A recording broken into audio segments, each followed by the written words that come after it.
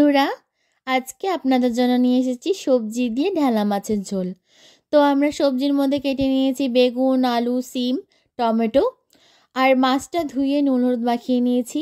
আর আমরা মশলার জন্য যে আদা আর কাঁচা লঙ্কা রেখেছিলাম সেটাও আমরা মশলা করে নিয়েছি।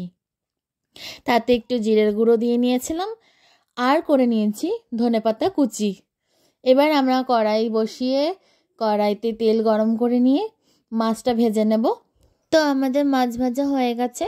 তো আমি ওই তেলের মধ্যেই একটু কালো জিরে দিয়ে দিয়েছি আলু, একটু সামান্য একটু ভেজে নিয়ে নাড়াচাড়া করে তারপরে দিয়ে দেবো বাকি সবজিগুলো 1 মিনিট মতন একটু ভেজে নেব আমরা।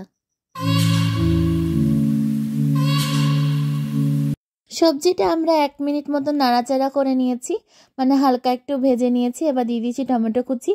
এবার দিয়ে দেবো আমরা নুনটা স্বাদ মতনই দেবেন আপনারা। তো এবার আমরা দিয়ে দেবো মশলাটা একটু ভালো করে কষিয়ে নেব। মশলা, নুন তো আমি আগেই দিয়ে দিয়েছি। এবার দিয়ে দেবো হলুদ গুঁড়ো। তো ভালো করে একটু কষিয়ে নিয়ে তারপরে দেবো জল।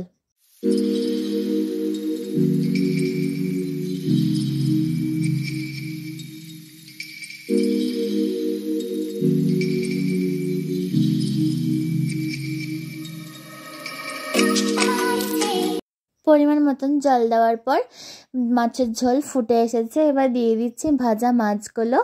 এরপর আমরা দিয়ে দেব ধনেপাতা কুচি। তো ধনেপাতা কুচি দেওয়ার পর একটু ফুটিয়ে নিয়েই আমরা নামিয়ে ফেলবো। আপনারা গরম ভাতের সাথে পরিবেশন করতে পারেন।